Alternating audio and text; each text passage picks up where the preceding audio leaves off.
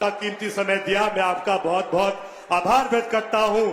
और मैं उज्जैन मध्य प्रदेश की जनता के द्वारा सचिन पायलट साहब को प्रार्थना करता हूं कि अब 2028 तक जितना समय आप राजस्थान में देते हो उतना ही समय आपको मध्य प्रदेश में भी देना होगा। ये हमारी आपसे मांग होगी। पूरे प्रदेश का एक एक युवा, एक एक किसान आपको देखना चाहता है, आपको सुनना चाहता है। मैं जानता हूं आपकी मांग सिर्फ मध्य प्रदेश राजस्थान तक सीमित नहीं है, आपकी मांग तो पूरे देश भर की। माफ हुए,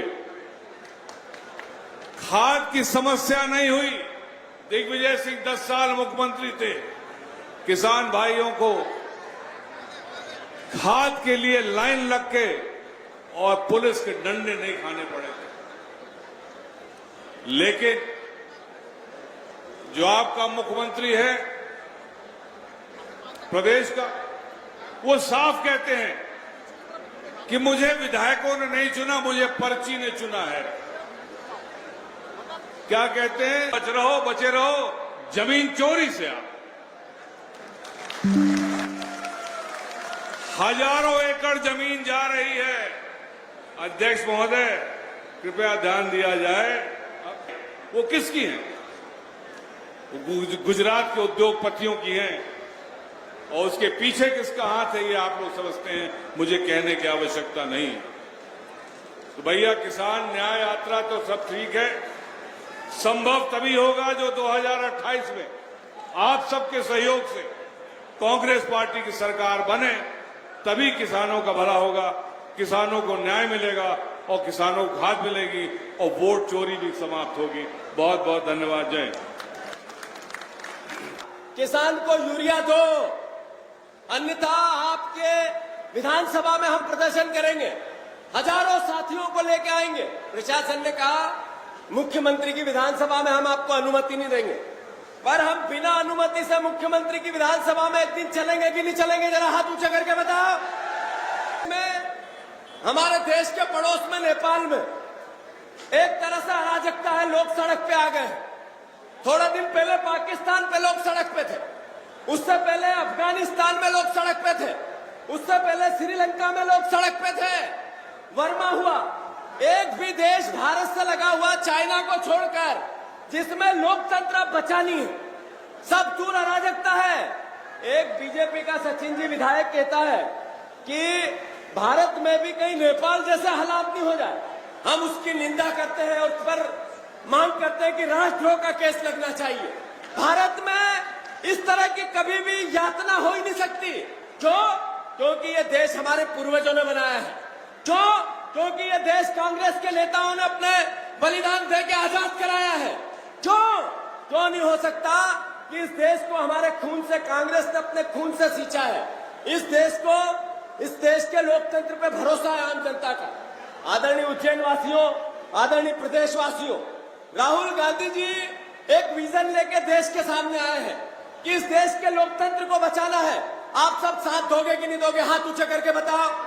देश के वोट पर आम जनता को भरोसा है, देश के लोकतंत्र पे आम नागरिक को, देशभक्त नागरिक को भरोसा है। ये राहुल गांधी जी की बात घर घर होने लगी है। राहुल गांधी जी की बात अब खुलकर बीजेपी के लोग भी, कई सांसद और विधायक कहने लगे हैं कि वोट चोर गद्दी छोड़, वोट चोर। निष्पक्षता से चुना जाता है। उस चुनाव आयुक्त को चुनने के लिए देश के प्रधानमंत्री, देश के विपक्ष के नेता और मुख्य न्यायालय, सर्वोच्च न्यायालय के न्यायाधीश, 3 जने मिलकर देश के मुख्य निर्वाचन आयोग की नियुक्ति करते थे। नरेंद्र मोदी जी ने पहला प्रहार किया और मुख्य निर्वाचन आयुक्त को हटाया और गृह मंत्री को उसमें जगह दी। इसका मतलब है कि देश के प्रधानमंत्री और देश के गृह मंत्री एक पार्टी के हैं। उन्होंने गलत तरीके से निर्वाचन आयुक्त की नियुक्ति करना चालू कर दी। इसलिए देश का लोकतंत्र खतरे में है साथियों। दूसरा, जब कब्जा कर लिया साथियों, 5 सरकारें, 5 लगातार, मणिपुर की, अरुणाचल प्रदेश की, गोवा की, मेघालय की, ऐसे 5 सरकारें राज्यपाल की ताकत से सबसे पहले गिरा दी। लोकतंत्र खतरे में क्यों है? फिर इन्होंने खोखा पद्धति लेके आए। खोखा, कितने लोग बिके? 500 से ज्यादा विधायक। महेश को भी 50 करोड़ का ऑफर था, कई लोग यहाँ विधायक है, पूर्व विधायक है, उनको 50-50 करोड़ का ऑफर था। मतलब 35 करोड़ से 50 करोड़ में जनप्रतिनिधि बिकने लगे। 500 से ज्यादा विधायक बेचे और खरीदी गए। ये लोकतंत्र पे प्रहार नहीं है तो क्या है इसका, इसके साथ कुठाराघात नहीं है तो क्या है साथियों। राहुल गांधी जी ये मुद्दा ऐसे ही लेके नहीं आए। इस देश के लोकतंत्र को अमर करना है, आपको वोट का, भावी पीढ़ी के वोट के अधिकार को सुरक्षित करना है। इसलिए इस मुद्दे का राहुल गांधी जी देश के सामने विचार कर रहे हैं। अब आप समझ लीजिए कि लोकतंत्र में अगर निष्पक्ष चुनाव नहीं होगा तो लोकतंत्र बचने वाला नहीं है। अब ये वोट चोरी होती कैसे है? पहले तो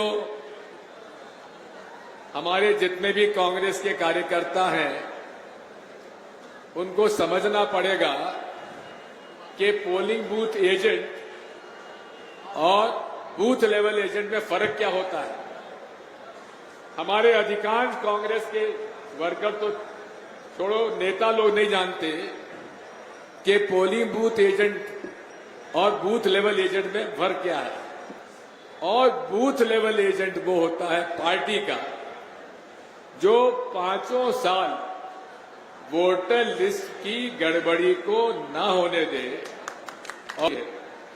और तीसरी वोट चोरी तो अब चुनाव आयोग खुद कर रहा है, जो पूरे तरीके से एक एक व्यक्ति के नाम अलग अलग पोलिंग बूथ पे जोड़ रहा है और एक व्यक्ति के नाम बार बार दूसरी पोलिंग बूथ पे जोड़ देते हैं, उस बूथ पे जोड़ देते हैं। अब आप समझिए, राहुल जी ने तो इसकी चोरी करके एटम बॉम्ब तो खुद छोड़ दिया, अब वो हाइड्रोजन बॉम्ब कम छोड़ते इतना देख लें। हमने नगर पालिका, नगर पंचायत और नगर ग्राम पंचायत के चुनाव मशीन से ना करा के पोस्टल बैलेट से, मतलब बैलेट पेपर से चुनाव करा रहे हैं। हम उन्हें बधाई देते हैं। हमारी पहली मांग तो यह है कि बैलेट पेपर से चुनाव होना चाहिए। अरे हम वोट डालने जाते हैं तो हमें मालूम तो हो कि हमारा वोट गया का। अभी मशीन का बटन दबाया और 7 सेकंड के लिए दर्शन हुए वोट के, उसके बाद वोट कहां गया हमें नहीं मालूम। हम चाहते हैं, अब हम गांव में कई बार जाते हैं, लोग कहते साहब ये हो क्या गया, हमने तो आपको वोट दिए, गए कहां। इसमें आपका दोष नहीं है, यह है होशियारी। वीवीपैट यूनिट में एक चिप रहता है और उस चिप को जब डेट ऑफ विड्रॉल के बाद उसमें सॉफ्टवेयर डाला जाता है जिसको सिंबल लोडिंग यूनिट के माध्यम से डाला जाता है। और अब कोई भी कंप्यूटर चलाने वाला होगा आपको समझा देगा कि सॉफ्टवेयर आने के बाद मशीन जो है कमांड देने, बटन दबाने वाले का आदेश नहीं मानती, वो तो उस माइक्रोचिप में जो सॉफ्टवेयर डला हुआ है उसका आदेश मानती है। किसान की खाद की कीमत बढ़ गई, बिजली की कीमत बढ़ गई और हर तरह की महंगाई हो गई। इसलिए ये लड़ाई किसानों की लड़ना पड़ेगा। कि किसान कांग्रेस के अध्यक्ष जी, आपसे भी मेरा अनुरोध है, अरे थोड़ा जमीन पकड़ो, जमीन नहीं पकड़ रहे, जमीन पकड़ के किसानों की लड़ाई लड़ो। और इस प्रदेश में किसान नेताओं के रूप में आप लोग हो, डटो, लड़ो, हम आपके साथ हैं। बहुत बहुत धन्यवाद। लैंड पूलिंग की बात हो या विक्रम उद्योगपुरी की बात हो या छिपरा मां के किनारे दोनों और घाट के नाम पर किसानों की जमीन छुड़ाने की बात हो, हमारे सभी कांग्रेस के कार्यकर्ता साथियों ने निर्णय लिया कि उनको न्याय मिले। आदरणीय मुख्यमंत्री जी, अगर आप जमीन लेना चाहते हैं। एआईसीसी के प्रभारी सम्माननीय हरीश चौधरी साहब, आदरणीय दिग्विजय सिंह जी, सम्माननीय अजय सिंह जी, हमारे भाई कमलेश्वर पटेल जी, आदरणीय भूरिया साहब, पूर्व मंत्री बाला बच्चन जी, ओमकार मकराम जी, नौजवान साथी कुणाल चौधरी साहब, दिलीप जी, जयवर्धन जी, रणविजय जी, महेश परमार साहब, दिनेश जी, कुंदन सिंह जी, विपेन जैन साहब, सभी विधायकगण, बैरू सिंह बापू जी, कैलाश जी, सुरेश गुर्जर जी, धर्मेंद्र जी, प्रदेश कांग्रेस कमेटी के सभी नेतागण जो मंच पर उपस्थित हैं और इस अनाज मंडी में महाकाल की पवित्र धरती पे आप सब लोग इतनी बड़ी संख्या में इतने लंबे समय से यहाँ बैठे हो, सबसे पहले मैं हाथ जोड़ के आप सभी लोगों का बहुत बहुत धन्यवाद देना चाहता हूँ, साधुवाद देना चाहता हूँ। और वोट चोरी, बैलेट पेपर, वोटिंग मशीन, इस पर जितना अध्ययन और जितना शोध सम्मान्य दिग्विजय सिंह जी का है, इस देश में किसी का नहीं है। इसमें जो निर्वाचन आयोग है, ये एक संवैधानिक संस्था है। इस संस्था के अंदर जो पारदर्शिता होनी चाहिए, जिस ईमानदारी से चुनाव प्रक्रिया होनी चाहिए, उसमें भारी कमी आ गई। राहुल गांधी जी ने प्रमाण दिए, देश की जनता को बताया कैसे हम सबकी आंखों के सामने वोटों की चोरी हो रही है। और 11 साल से जो लोग दिल्ली में शासन चला रहे हैं, उन्हें कोई परवाह नहीं है। और मध्य प्रदेश वो राज्य है जहां किसानों पे गोली चलती है, किसान आत्महत्या करते हैं, आदिवासी, दलित, पिछड़े सब लोगों का शोषण होता है, उसकी कोई परवाह केंद्र सरकार को नहीं है, प्रदेश सरकार को नहीं है। एक तो वोट चोरी करना, शासन में आना, सत्ता में बैठने के बाद किसान नौजवान को लगातार शोषित करना, प्रताड़ित करना, ये सरकार ने किया है। राहुल गांधी जी ने तमाम चुनौतियों के बावजूद जनता को ये दिखाया कि कैसे निर्वाचन आयोग के अंदर वोटर लिस्ट में गड़बड़ी हो रही है, मतदान में गड़बड़ी हो रही है। और जब चोरी पकड़ी गई, हमने जब कहा कि जांच करो, निर्वाचन आयोग ने कोई जांच नहीं कराई, बल्कि राहुल गांधी जी को बोला आप हमें हलफनामा लिख कर दो। हम थाने में जाए रिपोर्ट लिखवाने और थानेदार बोले कि पहले हलफनामा दो। ये कहां का न्याय है? आज खाद, बीज, बिजली, पानी, इसकी कोई चिंता प्रदेश सरकार को नहीं है। कोई हमारी आवाज दबाने की कितनी कोशिश कर ले, ये आवाज दबने वाली नहीं है।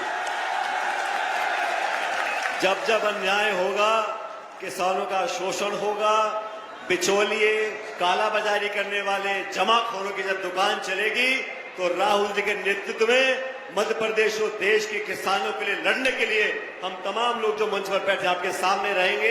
मैं आपको आश्वासन देता हूं, आज इस किसान यात्रा के माध्यम से देश में जो वोट चोरी हो रही है, उस पर रोक लगाने के लिए पूरे देश की जनता का संघर्ष कांग्रेस पार्टी ने उठाने का बीड़ा नहीं उठाया है। मैं आप लोगों से आह्वान करना चाहता हूं, हम सबको आने वाले समय में एकजुटता दिखानी पड़ेगी। प्रधानमंत्री महोदय पहले मजाक उड़ाते थे कि जाति जनगणना नहीं करेंगे। जब राहुल गांधी जी ने पदयात्रा निकाली और मांग का दबाव बनाया, तो केंद्र की सरकार को जाति जनगणना करनी पड़ी। राहुल गांधी जी ने कहा ये जीएसटी जो गब्बर सिंह टैक्स है, इसकी 6 दरें मत करो, सिर्फ 2 दर करो। 6 साल तक अपनी जिद पे अड़े रहे और अंत में आके जो राहुल गांधी जी कहते थे उस बात को माना और जीएसटी की सिर्फ 2 दरें कर दी हैं। ये वो सरकार है जिसने घमंड में किसानों के खिलाफ 3 काले बिल लेकर आए थे। जनता का, देश का, कांग्रेस का दबाव रहा और वो काले बिल हमने वापस कराए। कि जाति, बिरादरी, धर्म, समुदाय को भूलकर संविधान की रक्षा करनी है, वोट का अधिकार को छीन न पाए इसकी रक्षा करनी है। और आप लोगों को ये बीड़ा उठाना है, क्योंकि कांग्रेस वो दल है जो देश में लोकतंत्र को जिंदा रख सकती है। मैं तमाम नेताओं का धन्यवाद करता हूं कि आपने मुझे आने का मौका दिया। परमार जी का, इनके साथियों का, इनके चुनाव में मैं गया था और मध्य प्रदेश में कई जगह मुझे आपके बीच जाने का मौका मिलता है, लेकिन उज्जैन में आज मैं आया हूं। आप लोगों को धन्यवाद देना चाहता हूं कि महाकाल की इस नगरी ने जो आशीर्वाद दिया है, जो सानिध्य दिया है, जो प्यार दिया है, उसका मैं हमेशा कायल रहूंगा। और संघर्ष की लड़ाई, लोकतंत्र को बचाने की लड़ाई और किसानों की लड़ाई संपूर्ण कांग्रेस पार्टी लड़ती रहेगी। मेरे साथ जोरदार नारा देना, भारत माता की, भारत माता की जय, भारत माता की जय। आप सबका बहुत बहुत धन्यवाद। राम राम साहब।